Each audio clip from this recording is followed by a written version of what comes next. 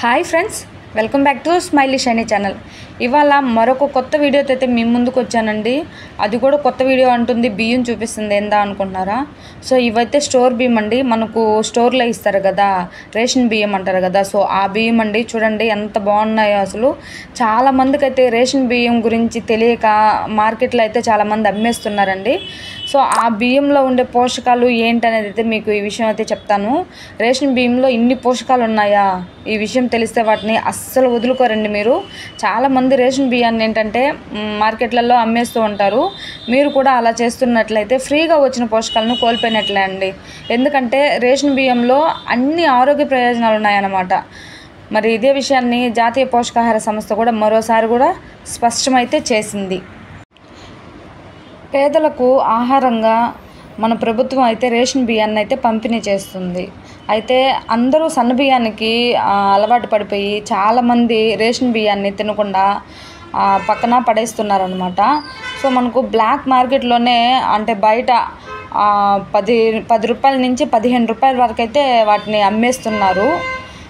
కానీ ఈ రేషన్ బియ్యం గురించి, దీంట్లో ఉండే పోషకాల గురించి తెలిస్తే మీరు ఖచ్చితంగా అండి ఆ బియ్యాన్ని అయితే వదులుకోరన్నమాట. ఆ బియ్యంలో అన్ని రకాల పోషకాలు, అదేవిధంగా విటమిన్లు చాలా పుష్కలంగా కూడా ఉంటాయి. ఈ విషయాన్ని పోషకాహార సంస్థ కూడా చాలాసార్లు మనకు స్పష్టంగా చెప్పిందండి. ఆహార భద్రత నుంచి పోషకాహార భద్రత కల్పించాలన్న లక్ష్యంతో మనం పేదవాళ్ళకి రేషన్ బియ్యాన్ని పంపిణీ చేస్తున్నారనమాట. అదేవిధంగా ఏంటంటే గత ఏడాది ఏప్రిల్ నుంచి ఫోర్టిఫైడ్ బియ్యాన్ని రేషన్ డీలర్ల ద్వారా సరఫరా చేస్తున్నారు. ఇట్లో చిన్నపిల్లలకి, అదేవిధంగా యువతలకి, గర్భిణీల్లో వరుసగా ఏంటంటే 67%, అదేవిధంగా 57%, 52% రక్తహీనత ఉన్నట్టు జాతీయ కుటుంబ సర్వేలో తెలిసిందంట. ఆ సమస్యను ఫోర్టిఫైడ్ బియ్యంతో అధిగమించవచ్చని NIN తెలిపింది. NIN అంటే డైరెక్టర్ హేమలత నేతృత్వంలో శాస్త్రవేత్తల బృందం ఈ మేరకు ఓ రీసెర్చ్లో పత్రాన్ని ఇటీవల విడుదల చేసిందంట. మహిళలు, గర్భిణీలు, పాలిచ్చే తల్లులు, అదేవిధంగా పురుషులు తీసుకునే మొత్తం ఆహారంలో ఐరన్ వరుసగా 13 మిల్లీగ్రాములు 13.23 మిల్లీగ్రాములు, అదేవిధంగా 14.35 మిల్లీగ్రాములు, అదేవిధంగా 15.19 మిల్లీగ్రాములు గ్రహిస్తున్నట్లు నివేదికలో తేల్చిందంట. పోషక విలువలు పెంచేందుకు కృత్రిమ విటమిన్లు కలిపి ఆహారాన్ని బలవర్ధకం చేయడాన్నే ఫోర్టిఫైడ్గా నిర్ణయిస్తారంట.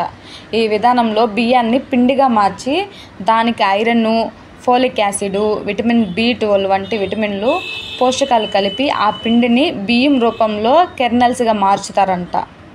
ప్రతి 99 కిలోల రేషన్ బియ్యానికి 1 కిలో ఫోర్టిఫైడ్ బియ్యం కెర్నల్స్ కలుపుతారంట. సంచులో నింపి వాటిని FCIలో భద్రపరిచి రేషన్ దుకాణాలకు తరలిస్తారంట. ఈ బియ్యాన్ని తింటే విటమిన్లు అందటమే కాకుండా రక్తహీనత బారిన పడకుండా కూడా ఉండొచ్చంట. అదేవిధంగా 28 నుంచి 42.5 మిల్లీగ్రాముల వరకు ఐరన్ ఫెర్రిక్ పైరోఫాస్ఫేట్ ఫోర్టిఫైడ్ బియ్యంలో కలుపుతారంట. లేదా దీనికి బదులుగా సోడియం ఐరన్ 14, 25.25 మిల్లీగ్రాముల మేర మిక్స్ చేస్తారంట.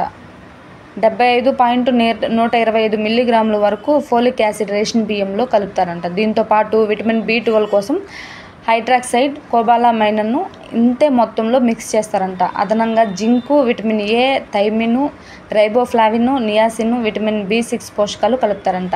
ఇలా ప్రాసెస్ చేసిన రేషన్ బియ్యాన్ని ఆహారంగా తీసుకోవడం ద్వారా మహిళల్లో రక్తహీనత సమస్యను చాలా అధిగమించవచ్చంట. చిన్నపిల్లల్లో రోగనిరోధక శక్తి పెరుగుతుందంట. ఇందుకోసమే వీటిని హాస్టల్లో కానీ, అదేవిధంగా అంగన్వాడీ స్కూల్లో కానీ మధ్యాహ్న భోజన పథకాల్లో పంపిణీ చేస్తున్నట్లు NIN వెల్లడించిందంట. ఈ విషయాలు తెలిసిన తర్వాత కూడా రేషన్ బియ్యాన్ని తినకుండా బాయిల్ రైస్ కానీ తిన్నారంటే రోగాలు కొని తెచ్చుకున్నట్లే అని నిపుణులు కూడా చాలామంది అయితే చెప్తున్నారు.